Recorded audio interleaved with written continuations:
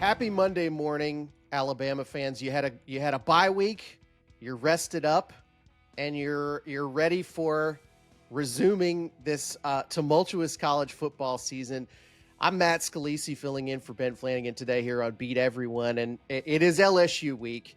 It is no matter what the SEC says going forward, this is one of the biggest rivalry weeks for the Alabama Crimson Tide, and we're going to be digging into all of it, especially as the week goes on. We'll get more detailed into the game preview element of this, but today I want to take a step back and look at the landscape of college football right now, which is it feels to me as chaotic and as fiery and as unpredictable as it has ever been in all of my years watching it.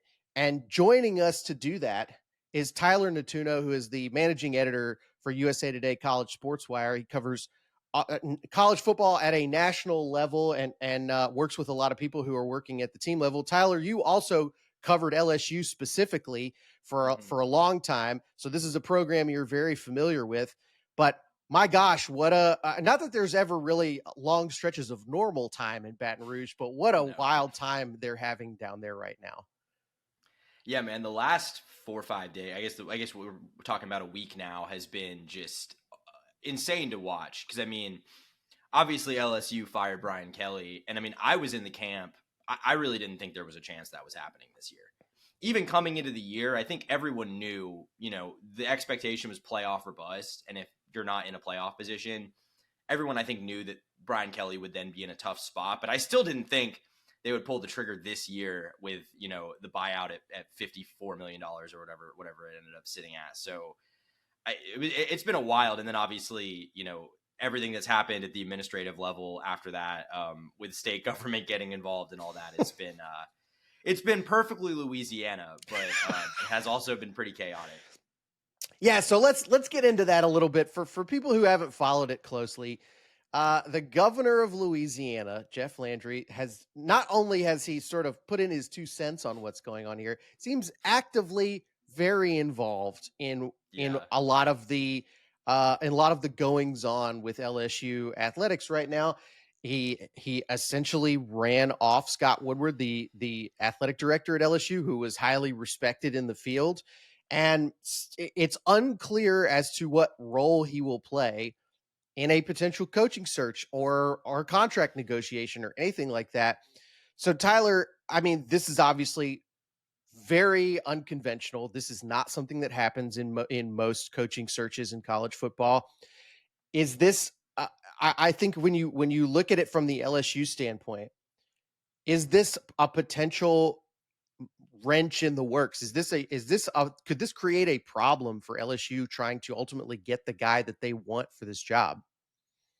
Absolutely, I think so. I mean, what's the buzzword, the main word that everyone talks about when it comes to how attractive these job openings are? It's alignment. Alignment, yeah. Yeah, and look, I'm not saying LSU doesn't have good alignment. Like, this could all end up being kind of a blip on the radar, because end of the day, they're set to announce, I believe, their university president hire on Tuesday, tomorrow, as we're recording here. I would expect they make a full-time AD hire not too long after that. Currently, Verge Osbury, who was, I don't remember his exact title. He was either associate AD or deputy AD or whatever, has taken Scott Woodward's place and has sort of been given full authority to run the search. So, I mean, we'll see how it all shakes out. It might end up being fine, but I mean, you never really want to see the state governor getting involved like this, especially because he just did it in a very non-tactful way, I guess you could say.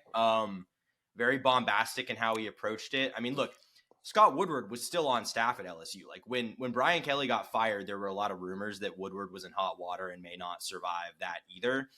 But we didn't know that until Jeff Landry goes up and says, basically, I assure you, Scott Woodward will not be making the next football hire.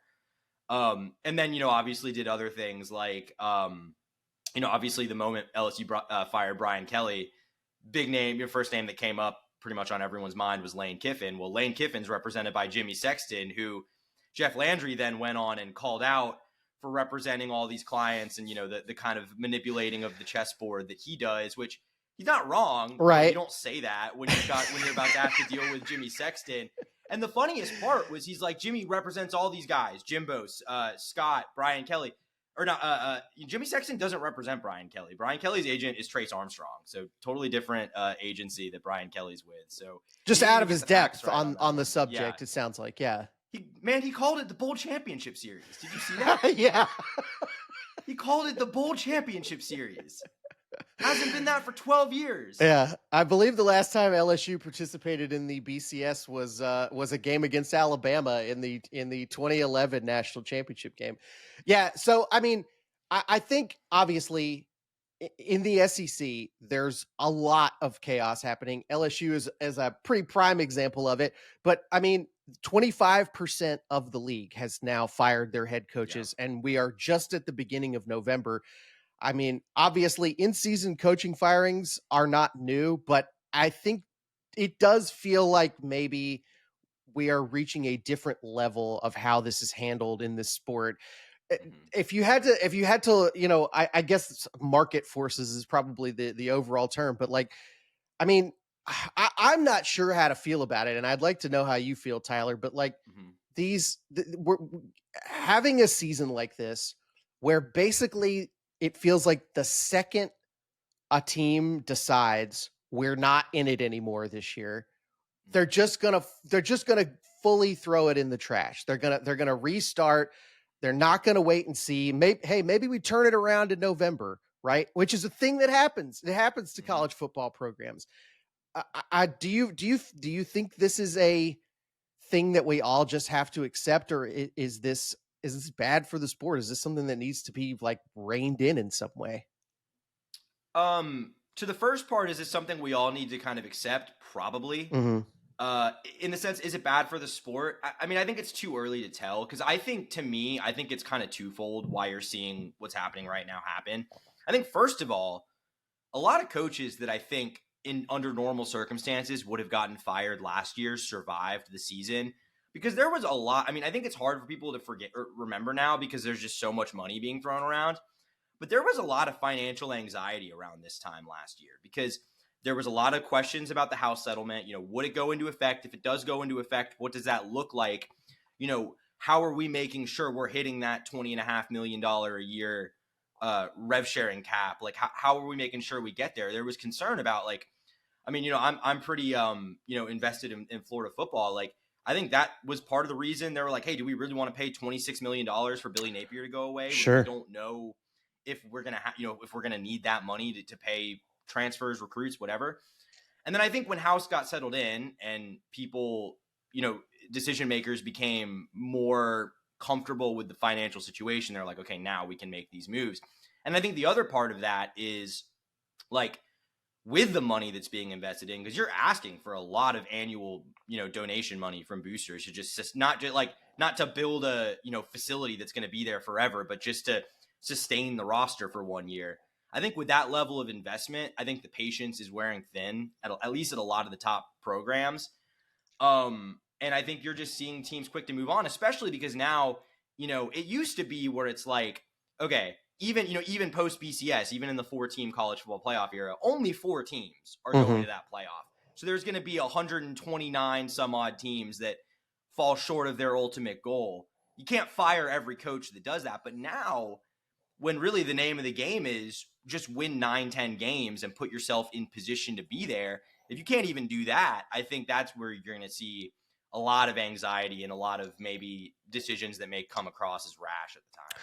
It does create kind of a tier which is interesting for you to point out where sort of, I mean, especially in most years, it seems like it's perfectly reasonable for the SEC to get 4 teams into the playoff, right? Especially looking like that's probably going to be the case this year.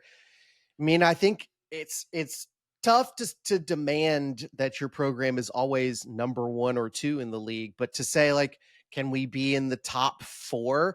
That feels like you're cutting them a lot more slack. And I think especially that top group of programs, I think they all like to consider themselves a top 4 program in the SEC, even though there's probably like 7 or 8 schools that think that way about themselves. Yeah, absolutely. I mean, I think when you look at like what is an upper half SEC job now, like we're at the point where And I mean, I know this is an Alabama show. I don't even say this to throw shade, but like, is Auburn in that upper half? Like, these are the thoughts I've been Oh, they're having gonna for the love you last for that, Tyler. The 24 audience. hours. And I'm not even saying, it's not like I No, think I know. Auburn's a good job, but like, just look at what's in the SEC now. Yeah, So it's wild to look. I mean, I think that was probably a big part of the hesitation to make the move to get into this market, because now you're out there. I mean, you could potentially be exposed as not being as good of a job as some of these other jobs that are open right now, which is a blow to the ego. And Lord knows ego is a big part of everything that's happening here. Well, Tyler, I want to get a little more specifically into LSU here. That they're going into this game with an interim head coach. I cannot remember the last time Alabama and LSU played with an interim head coach for either. I think it's maybe has never happened before, because traditionally this game is the first weekend in November. But tell us a little bit about the staff that will be putting this game plan together for Alabama, and what has LSU we all know, obviously they have disappointed to some degree this year, but what are they good at, and what are the strengths of this team coming into this game? yeah, I mean, this is still a really good defense. I think that's what this has been able to hang its hat on. Like, their portal operation, their NIL operation was lagging behind early on in Brian Kelly's tenure. They kind of got that back on track this offseason because they landed a really good portal class on paper and a good recruiting class as well. And on the defensive side of the ball, those transfers have really paid off. AJ Halsey, the safety, Mansour Delay in the corner. They've had guys that have had really good seasons there on the defensive side. It just hasn't panned out on offense, which is where things get interesting coming into this game, because obviously not only did LSU fire Brian Kelly, but the next day they fired Joe Sloan, the OC, who, interestingly enough, because it didn't necessarily sound like that Brian Kelly was going to get fired. It sounded like he was going to be forced to fire Joe Sloan and might get another year, and then the situation kind of devolved from there. So new OC, it's Alex Atkins, who was the OC at FSU last year. Got fired along with quite a few other members of that staff, came into LSU as an analyst, I believe.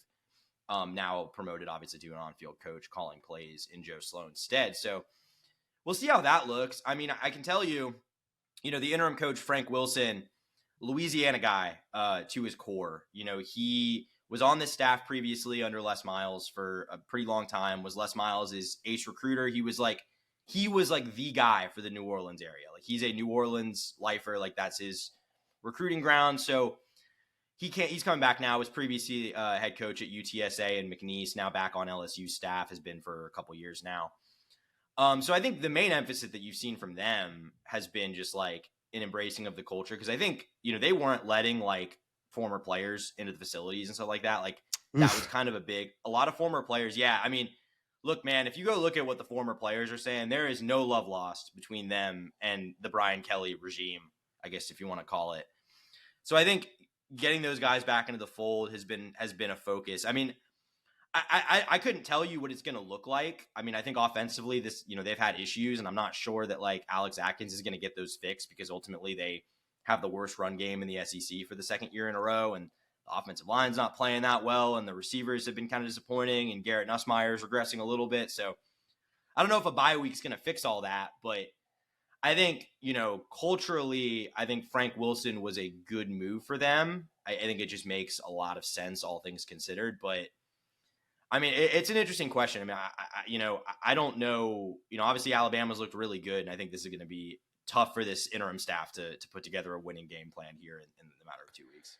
We have seen in the past, and actually even this season, the certain cases of interim coach coming out of the gate and getting a win. The team suddenly kind of having this immediate surge, whether it lasts or not, for their interim coaching staff after a mid-season coaching change.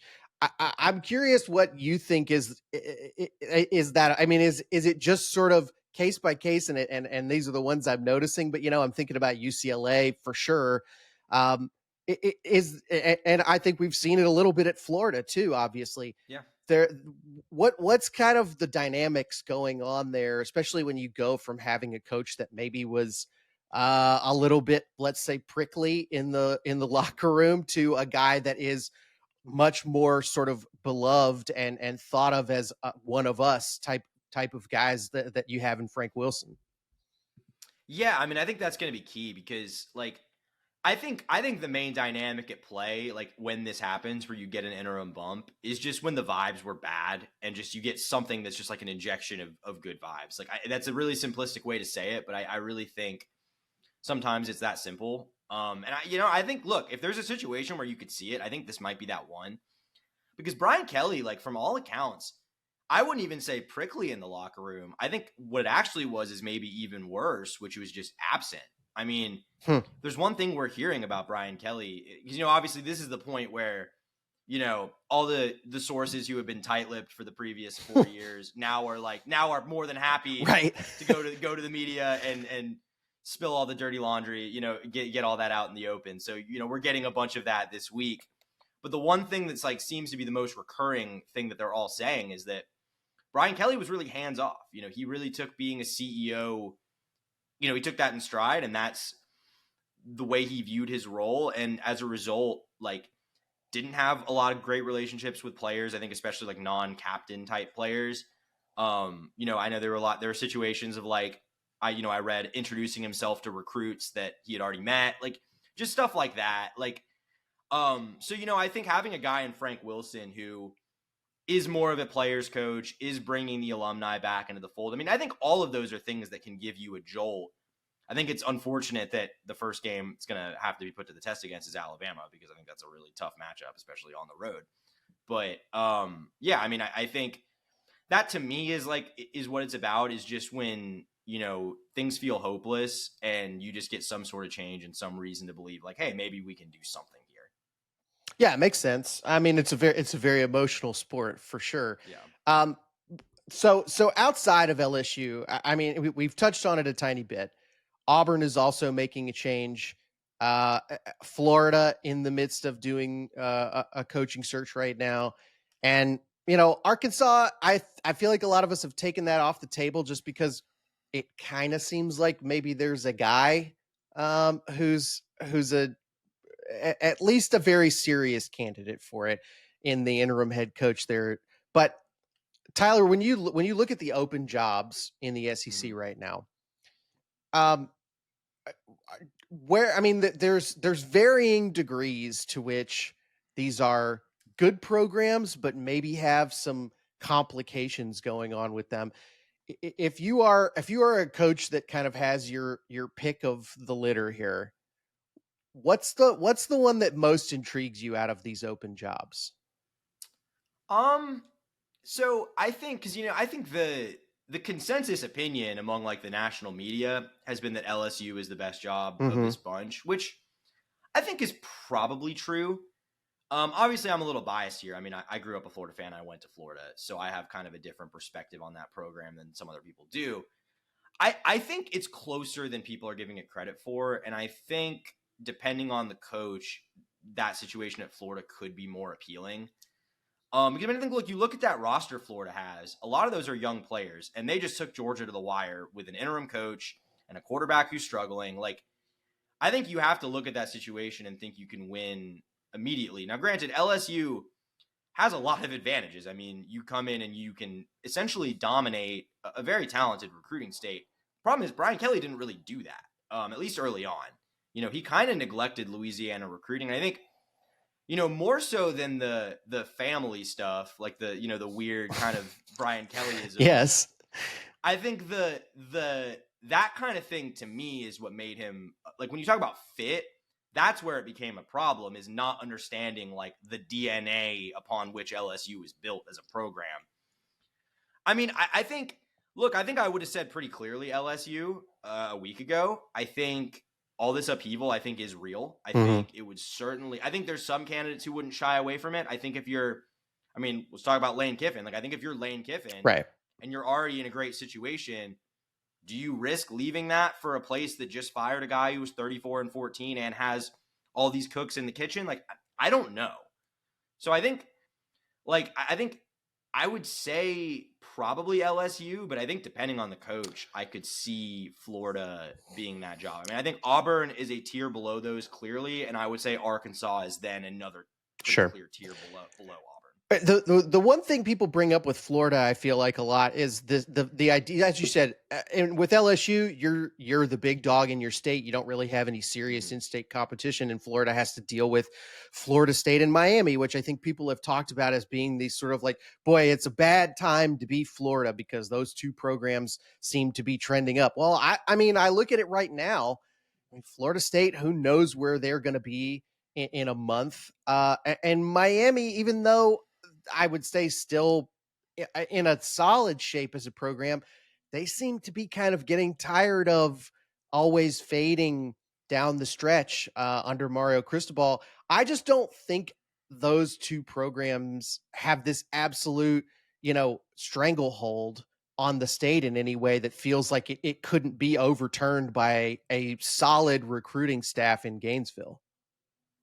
No, especially when those are ACC jobs. And I mean, obviously, Florida State gets more money than the typical ACC program because they've worked out the kind of uneven revenue distribution deal that also benefits Clemson. And I think maybe one or two others.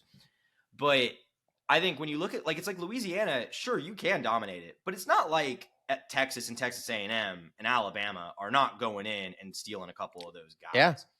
So I think that is a fair point. I mean, I think, with Florida, the bigger concern is just the proof of concept has been kind of lacking for the last 15 years. I think it kind of takes some projection to feel really confident this is a place where you can still easily compete for national titles just because, Florida's had now coming up on, it'll be 5 coaches, I believe, since Urban Meyer, and none of them been able to get the job done. So, A couple of them I been think, close. It feels like had yeah, had a few years where you're like an SEC championship game away from being in the playoffs or the national championship yeah. game. I mean, Florida made 2 SEC title games under Jim McElwain. They made one with Dan Mullen, in which they were lost by 6 to Alabama. And, Mm-hmm. had they won that game, probably are in the playoff, maybe not, but, would have been a debate. So, I mean, they've had they've been there before. It's just they've struggled to find sustained success. I mean, obviously, I think everything's a little different now in terms of it's so resources dependent. And, I think Florida State right now is in a position where, we'll see what happens with Mike Norvell, but as long as the program is in the state that it's in right now, I'm not sure they're a major threat. I mean, Miami's spending, they're recruiting really well. We'll see how, I don't think Mario Cristobal is like a danger, but we'll see, just how that continues to progress. I mean, like I said, I think, Florida, you just got the sheer volume of talent versus Louisiana. It's less, but it's guys you can lock down. So, I think again, it's just which of those situations is more appealing to you. I think it's kind of in the eye of the beholder to an extent. Tyler, I would love to get a national perspective here on Alabama and kind of how they're being viewed because we're in the bubble with it here and everybody's really just like a month and a half ago, everyone was completely in panic mode here. We're now all in the bubble of everything's great and they're back on Yeah. track. But I'd love the national view of Kalen DeBoer and the job that he's doing, and I guess kind of how he's growing into this job, because it does seem like a lot of the doubts and the questions, at least here locally, have started to fade, and people can kind of see him as a successful Alabama coach. What does everybody? I mean, I think what's it going to take, I guess, nationally for people to look at Alabama and say these guys could be maybe a long term, uh, you know, stable, successful program under a different person than Nick Saban. I mean, realistically, the answer is win a national title or at Yeah. least get very, very close to doing it. I mean, I think when they hired DeBoer, I didn't think it would ever be like bad. My question was just how long of a leash are you willing to give this guy? Like, Hmm. will you tolerate a 9-3 season, which they had to last year? And I think had this season continued to go the way it looked like it was going to go in week 1, I'm not sure how long that would have been tolerated for. But I mean, I think he's done a great job turning around. Like, I think this is a really good team, just straight up, top to bottom. I mean, Ty Simpson just been sitting there on the bench for a while, but he's a great player. And, the defense, I think, is coming along. I mean, the further we get removed from it, week 1 really looks like an aberration on both sides. So I think, this team continues to take care of business. Obviously, DeBoer's record against like ranked teams is stellar. The question has been, his track record kind of as the big favorite in these games, which it seems like he's gotten over that hump a little bit this year, since that first game at least. So, I mean, I think, obviously Nick Saban set the bar so high there, and no one's ever going to completely match that. But, I think, look, if Alabama continues the way they're going, I mean, they're on track to play for an SEC title. If they win that, if they can get into the playoffs, make a run at least, I think at that point, it'll be like, okay, DeBoer has this pretty much right where it needs to be. And the guy's a proven winner. Like, I think, we know he's a good coach. So I think if the results are continuing to trend in the right direction, I don't see any reason to be anything but pretty optimistic about the future there. Great stuff. Tyler Nettuno, thank you so much for joining us. And anybody, if you want to take a peek around the rest of college football outside of the state of Alabama, College Sports Wire and our friends over at USA Today do a great job with that stuff. Tyler, thanks so much, man. Yeah, absolutely, Matt. Thanks for having me on.